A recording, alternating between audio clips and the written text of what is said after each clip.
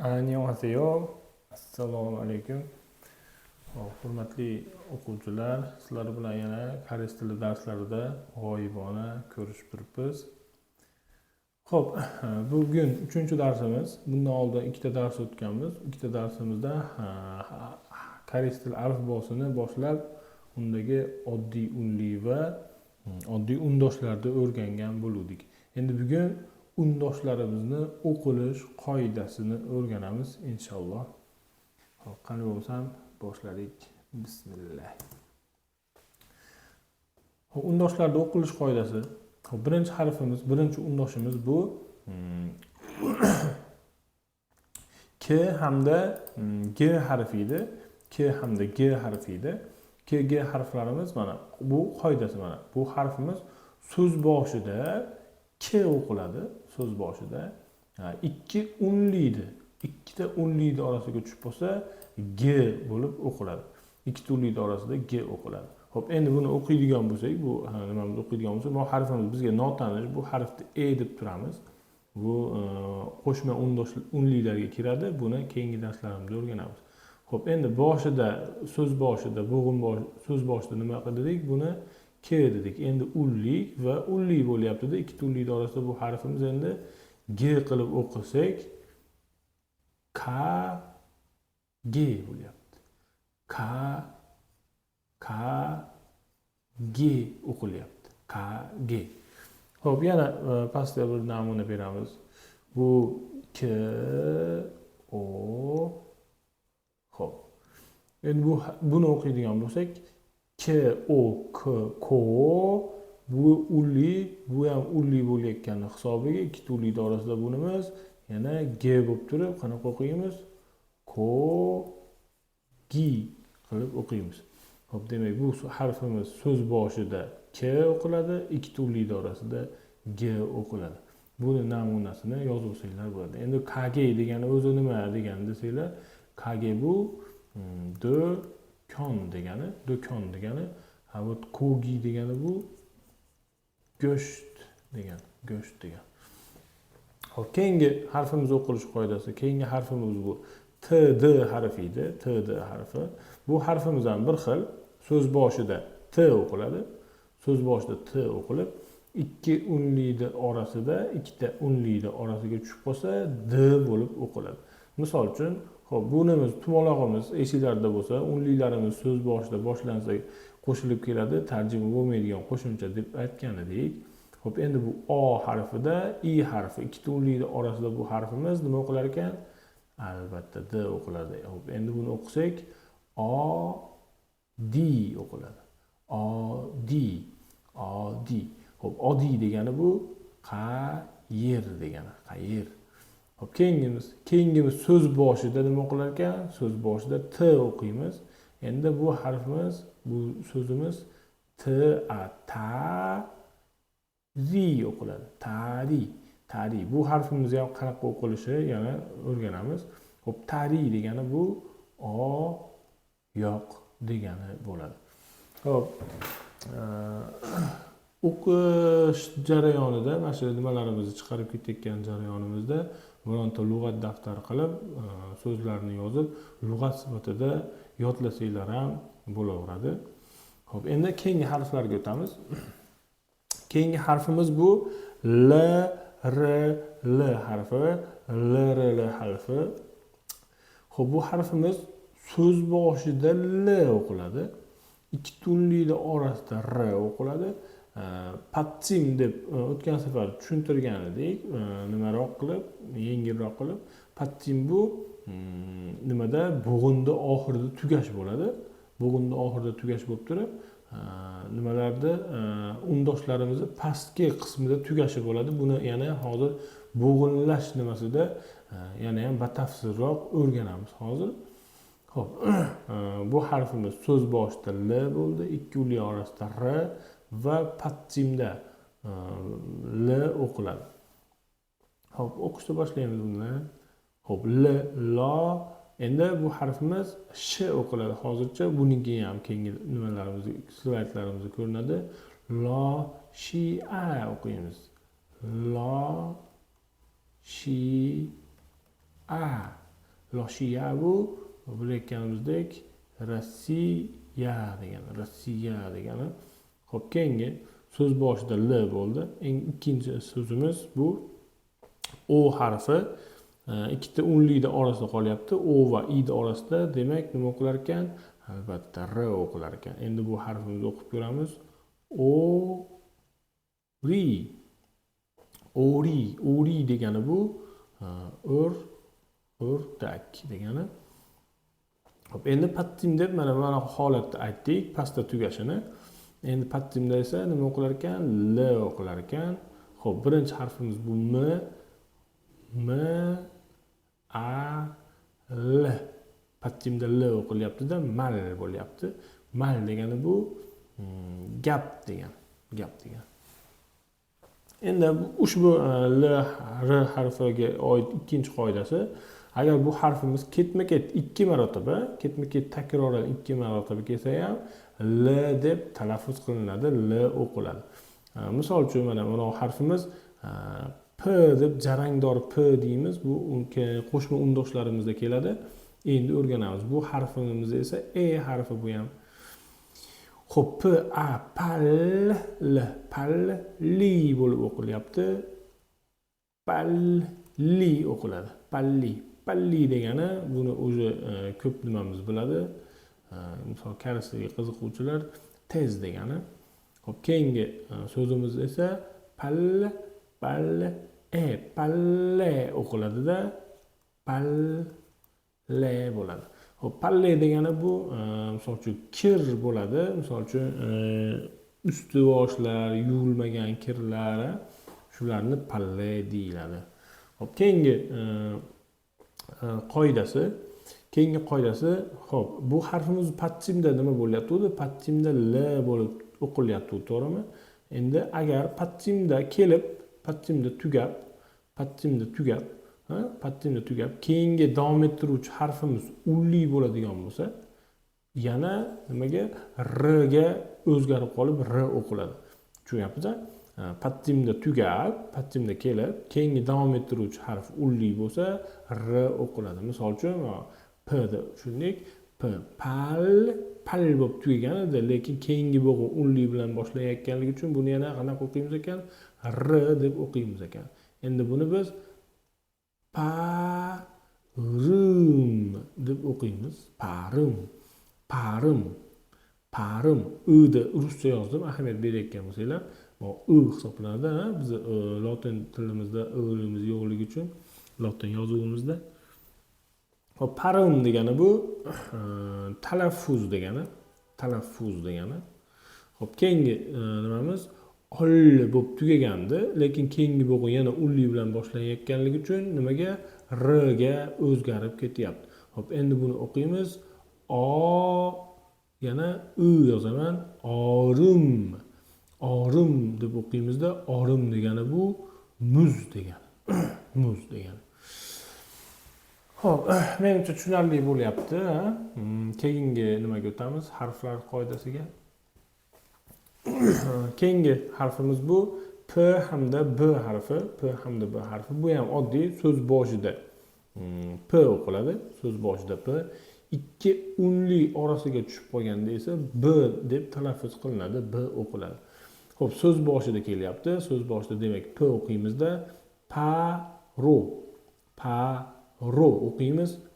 Paro o'qiymiz. Xo'p, paro degani bu darhol degani. Darhol ruschasiga aytsak srazi deymiz u. Xo'p, keyingisi yana so'z boshida kelyapti-da. So'z boshida kelib paji. Bu paji o'qilyapti. Paji degani bu shim degani. Endi ikkita unlikni orasida qolyapti. Birinchi harfimiz A, unli bilan boshlanayotganligi uchun tumaloq belgi Tumaloqni o'qimaymiz, yana bir xato qaytarib o'taman.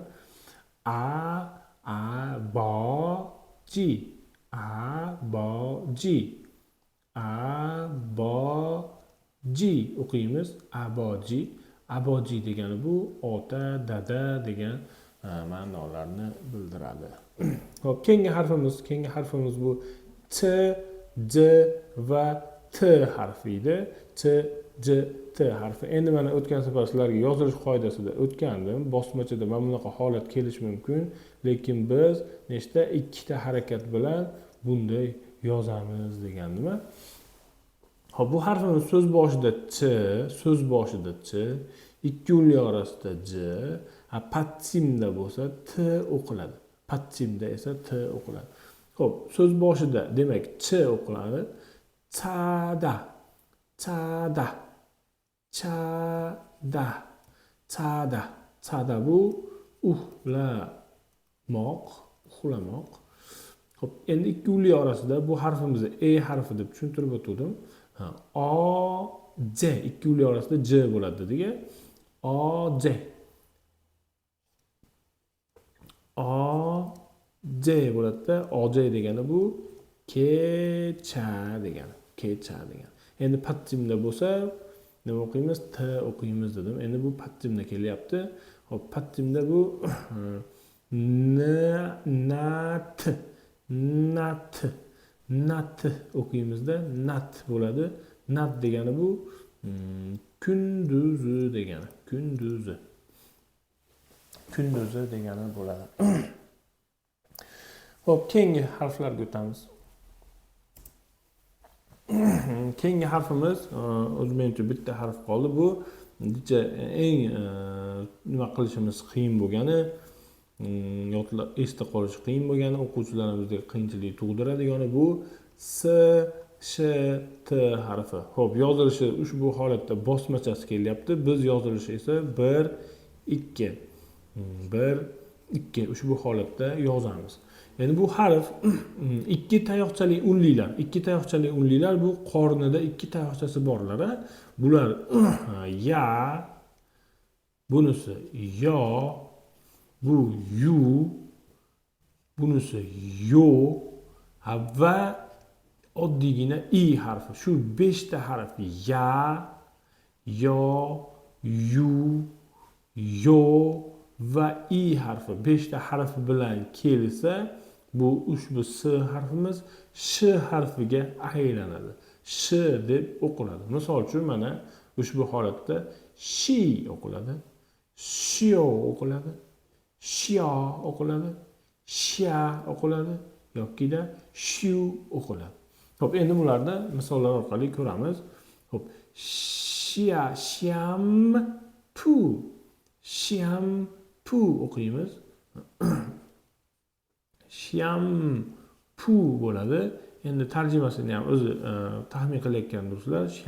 Shampun, shampun. Hop, keyingi nimamiz? Shio, ping, ping. Bu harfimiz patsimda esinglarda bo'lsa ne deb talaffuz qilinadi degandik. Hop, bu harfimiz ping bo'lib o'qilyapti bu so'zimiz. Shopping ham ko'pchilik biladi. Bu xarid qilish, xarid qilmoq, bozorlik qilmoq degan ma'noni bildiradi. Hop, endi ushbu harfimiz ikki tayoqchalilar bilan kelsa va i bilan kelsa sh ga aylandi. Boshqa unlilar, qolgan unlilar bilan kelsa o'z holicha, demak s holicha qoladi. S bo'lib o'qiladi. Misol uchun sa, so, su, si, so. Hop, o'qiymiz. Son, son, son deb o'qiymiz. Ushbu so'zni son degani bu qo'l degani. Hop, keyingi so'zimiz sopa, sopa, sopa, sopa. Sopa bu ingliz tilidan olingan divan so'zi bo'ladi. Hop, endi patsimda tugasa t o'qiladi. Patsimda tugasa t o'qiladi.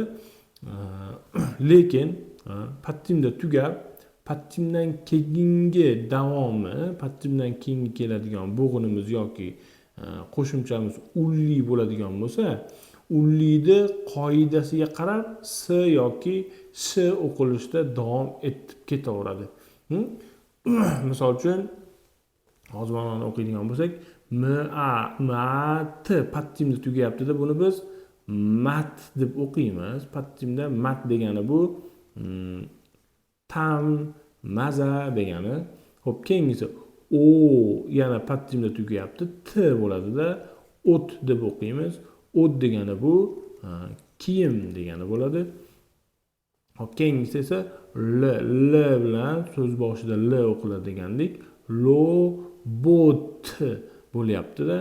Lobot bo'lib turib, o'zini nimasi bilan nima?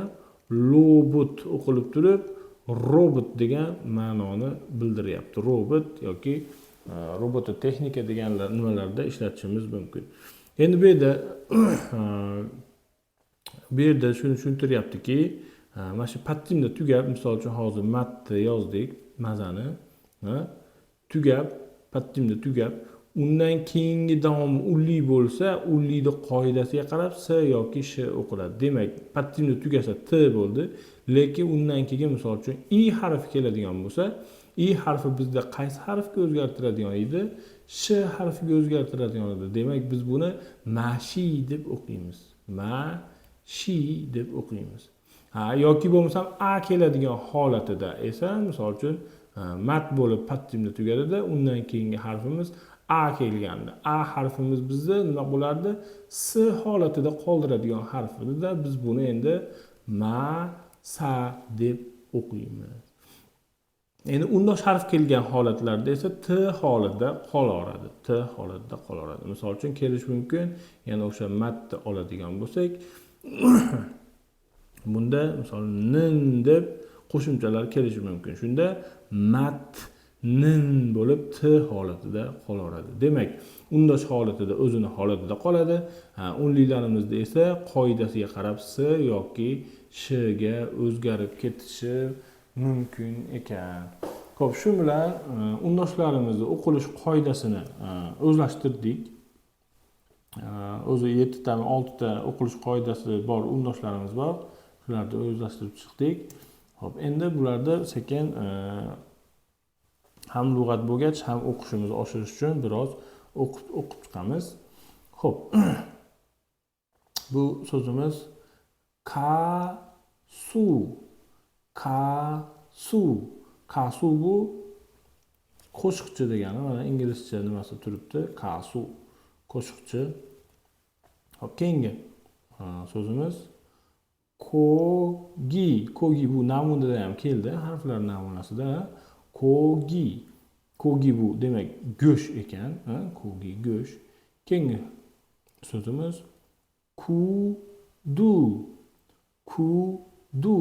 kudu bu tufli degani, rasmdan ko'rsak bo'ladi.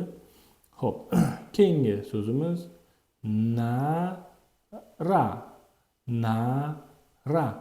nara degani bu davlat degani. Xo'p, keyingi so'zimiz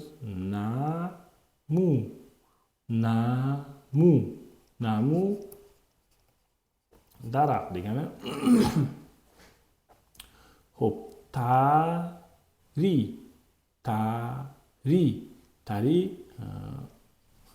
oyoq, tari bu oyoq. Xo'p,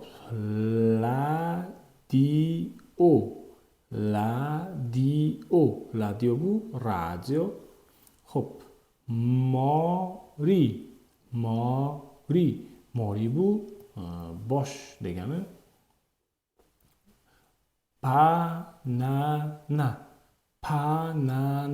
Panana banan. Xo'p,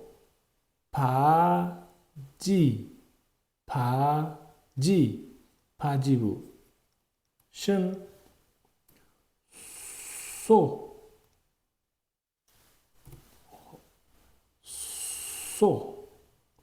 So bu sigir yoki mol deyishimiz mumkin.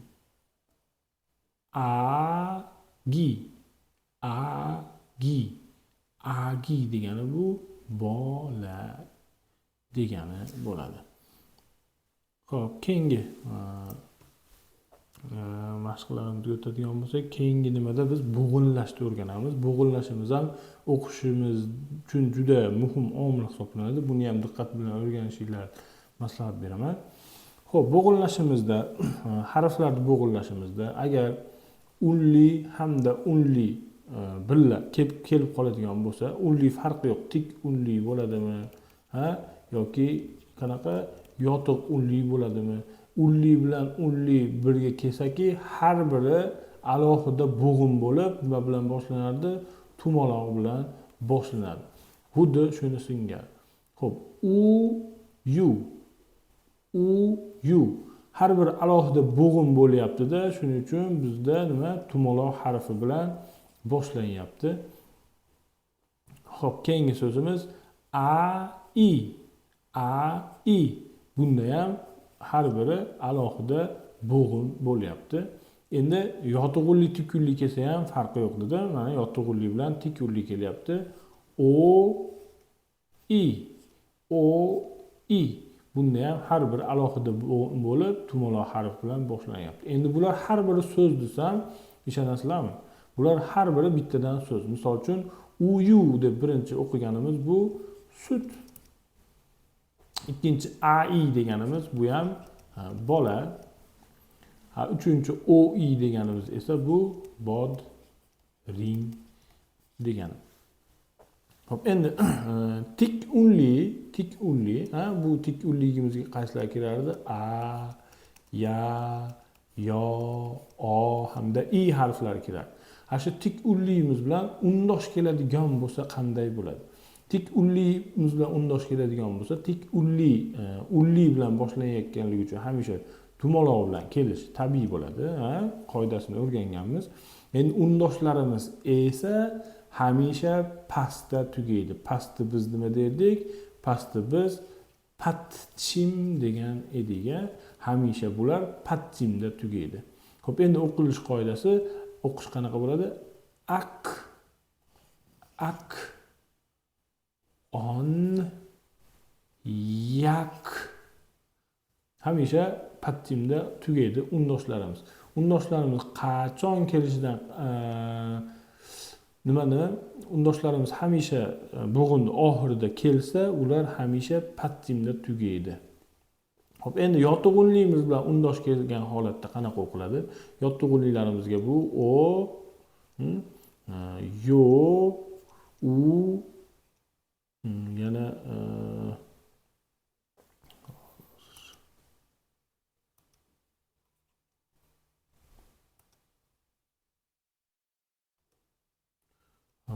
yu hamda u harfi kirgan edi. Bular ham uni o'zi boshlayotganligi uchun, mana unli demak unli bilan boshlangan har narsaki nima tumaloq bilan kelar ekan. Bunda ham yotig'unli ham tumaloq bilan kelishi tabiiy bo'ladi. Hammasi tumaloq bilan boshlanadi. Endi undosh bo'lsa, undosh bu yerda ham yana qayerda tugar ekan? Yana albatta patchimda tugaydi. Undosh bilan tugalganki hamma so'z, значит, undosh oxiri patchim deyiladi. Xo'p, endi buni o'qiydigan bo'lsak, birinchisini o'qimayapmiz, unlidan oldin kelayotganligi uchun. Pastdagini o'qiyapmiz, nye deb o'qiyapmiz. Bu patchimda kelayotganligi uchun. Bu n harfi yozuv bo'ldi. Keyingisi yu hamda k, yuk, on. Demak, hamma undoshlarimiz qayerda tugar ekan? Patchimda tugar ekan. Xo'p, keyingi nimamiz? Agar undosh bilan tik unli kelgan holatda esa endi bunga yumaloq qo'yilmaydi, chunki bundan oldin nima undosh kelayotganligini hisobiga. Xo'p, bular undosh bilan tik unli yonma-yon keladi. Ko'rib turganingizdek, misol uchun ka, no, sha yonma-yon keladi. Endi undosh bilan yotig'unli keladigan bo'lsa-chi, mana o'zini nomi bilan yotig'unligimiz undoshlarning pastida yotib keladi. Lekin bu pastida kelgan bilan bular patchim deyilmaydi. Patchim deyiladi qachonki bo'g'inimiz yoki so'zimiz undosh bilan tugagan holatlarda patchim deyiladi. Xo'p, endi buni o'qiydigan bo'lsak, q, qo, ha, u, h, na, yu, new bo'ladi. Xo'p, endi undosh Tikunlik va undosh keladigan holatlarda ham yana undoshimiz qayerda? Oxirida tugayapti. Bular ham demak qayerda tugaydi? Albatta patsimda tugaydi. Hamma undosh oxirida kelishi bu patsim bo'ladi. Mana patsimda, patsimda, patsimda, patsimda, patsimda, patsimda tugayapti. Xo'p, endi bularni o'qiydigan bo'lsak,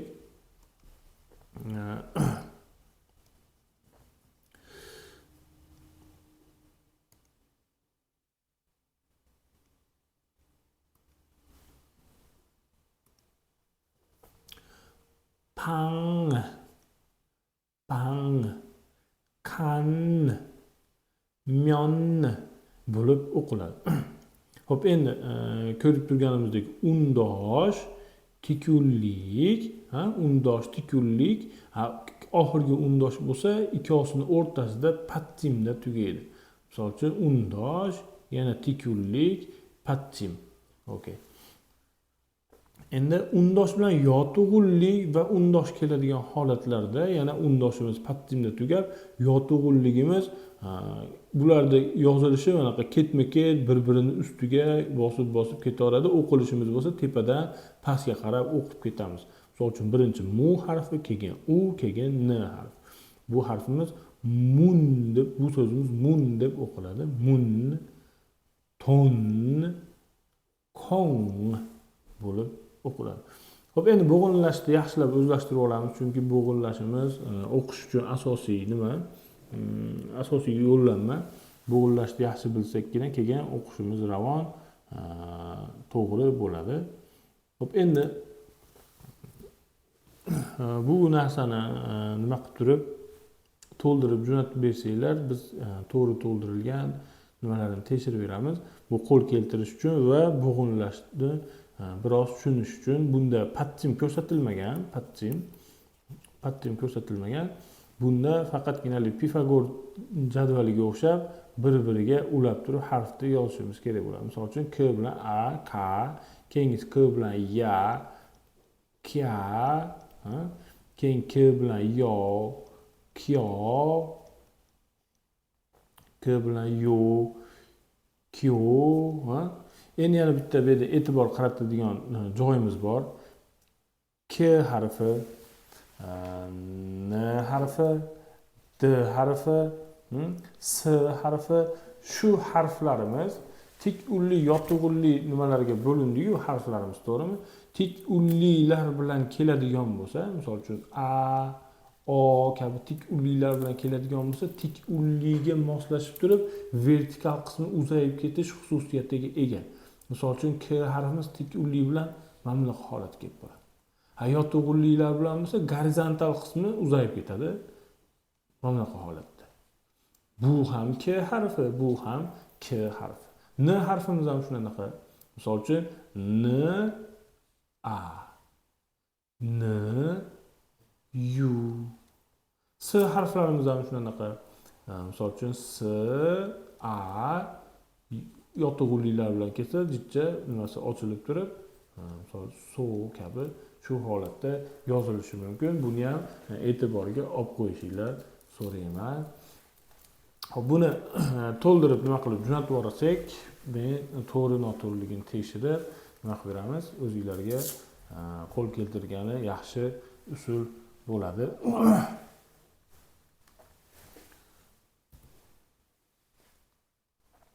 Xo'p, keyingi nimamiz? Keyingi nimamiz uje mashqlar. Uje mashqlarni boshlaymiz. Bunda o'rgangan harflarimizni talaffuzi qanday bo'lishi, qanday talaffuz qilishimiz mumkinligi nimasi. Buni o'tgan safargi nimamizda mashq qilib bajargan edik. Esinglarda bo'lsa, birinchisida x 0 qilib yozardik.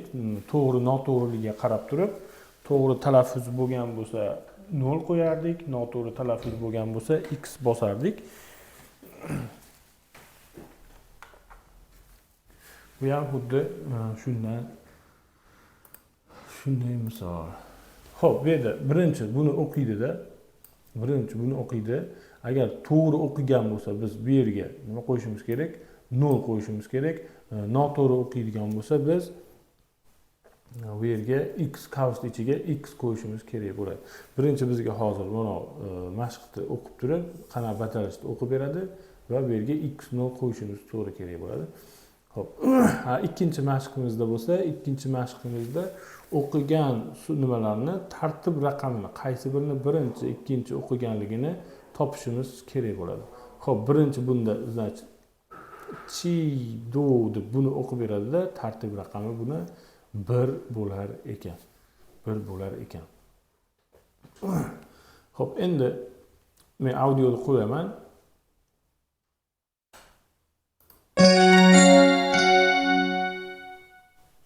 연습 1. 들어보세요. 1. 잘 듣고 맞으면 O, 틀리면 X 하세요. 1. 보기, 2. 소, 3. 나리, 4. 머리,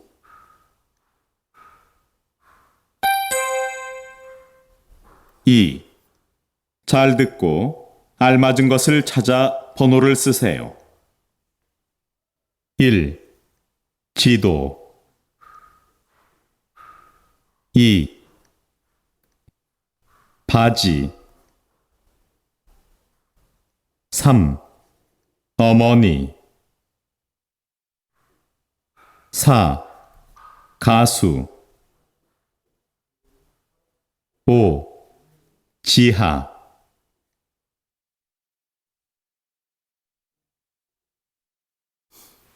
Xo'p, demak, nimaligimizdan 8 tani ichidan 5 tasini o'qib berdi. Demak, 5 tasini yozib qo'ysak bo'ladi. Endi keyingi mashqqa o'tamiz.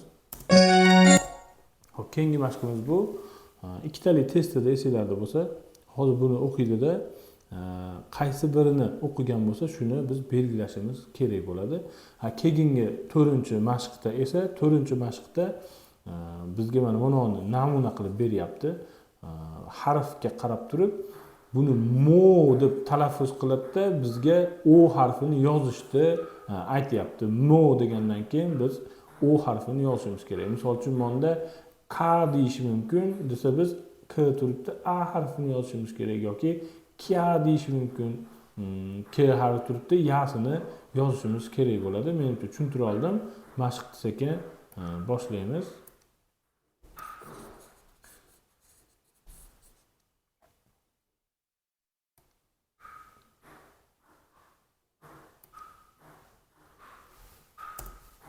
잘 듣고 맞는 것을 고르세요.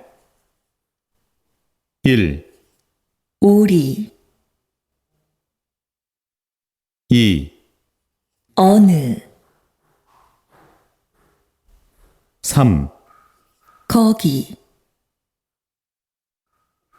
4. 부부, 5. 오수,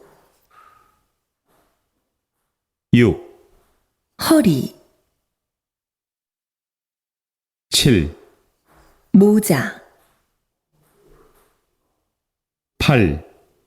도로, 9. 수리, 10. 하나, 11. 자기, 12. 나비, 13. 지하,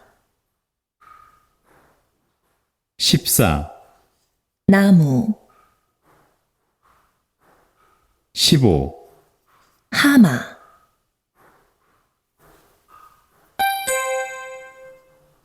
4. 잘 듣고 글자를 완성하세요. 1. 모 2. 기 3. 더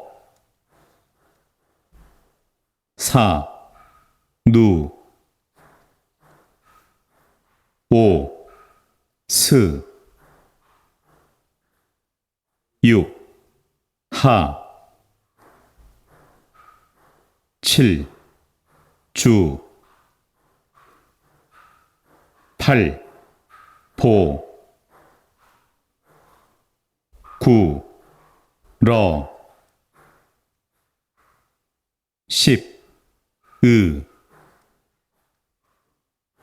11, 서, 12, 지, 13, 호, 14, 무, 15, 느, 16, 바,